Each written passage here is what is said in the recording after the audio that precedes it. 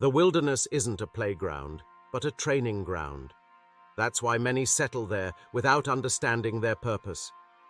People usually don't inhabit the wilderness unless directed by a higher calling, and they don't construct in it unless divinely guided. When we consider the example of Jesus, even he didn't establish residence in the wilderness. The Bible recounts that after his temptation, he returned with the Holy Spirit's empowerment to the region, Luke 4:14. Many individuals have already entered their wilderness, yet they remain unaware of their presence in it. This lack of realization often leads them to lament, asking, "Oh Lord, why me?" The wilderness serves as a place of mentorship, where God trains individuals for the purpose that lies ahead. Wilderness doesn't necessarily involve venturing into the bush. It can encompass environments where one seeks refuge from noise and distractions. For instance, a location abundant with noise and distractions, such as the bustling city, does not qualify as a wilderness environment conducive to training. In a noisy environment, it becomes inconvenient for God to communicate with you. Sometimes when God directs us to undeveloped areas, it's because he desires to speak to us. However, in places with no signal, it becomes challenging for God to reach out to you. This is why many individuals whom God has used significantly often undergo a period of preparation in the wilderness. Examples include Jesus, who entered the wilderness, and John the Baptist, both of whom experienced the wilderness for thorough training.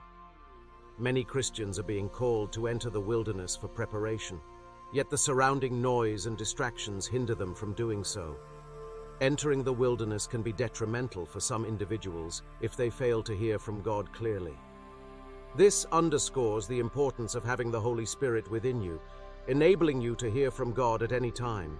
This highlights the necessity of having the Holy Spirit within you to resist temptation, as exemplified by Jesus in Luke chapter 4, verses 1-2. Luke chapter 4, verse 1-2. The Holy Spirit within him provided the assistance, as it is stated that the Holy Spirit drove him into the wilderness. At times, our own flesh may attempt to hinder us from fulfilling what God has prepared for us. Do not choose to dwell in the wilderness unless divinely guided. Jesus did not settle there. After facing temptation, he returned to the region with great power. Similarly, John the Baptist did not make the wilderness his permanent dwelling. Before settling in the wilderness, you must allow God to guide you. In the wilderness, you will face many trials, but remember, it's the path for prepared individuals. Many people have entered the wilderness without realizing it. Instead of focusing on what God intended for them, they concentrate on worldly matters. As Matthew 6:33 advises, "Seek first the kingdom of God and his righteousness, and all these things will be added to you."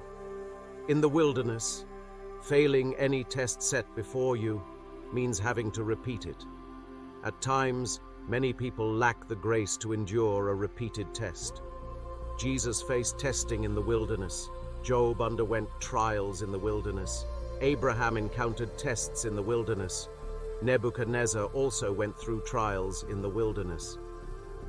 The wilderness is a place where God humbles people before using them. Typically, humans are not naturally humble. It is the Holy Spirit who helps us cultivate humility. This is why David expressed, "I humble myself with fasting. The flesh is weak and brings no lasting benefit."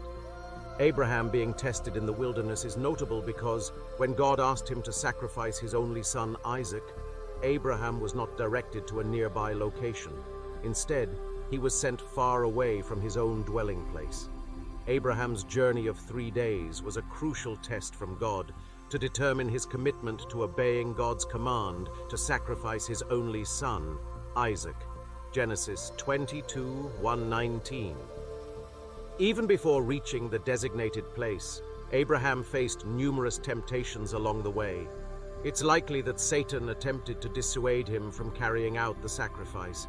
However, Abraham remained steadfast in his obedience to God's will, demonstrating his unwavering faith and commitment. Thus, even before arriving at the appointed location, Abraham had already passed the test set by God, since God didn't specify the exact location, instructing Abraham to sacrifice his son in the place he would reveal. The crucial factor in recognizing one's entry into the wilderness is obedience to God's direction.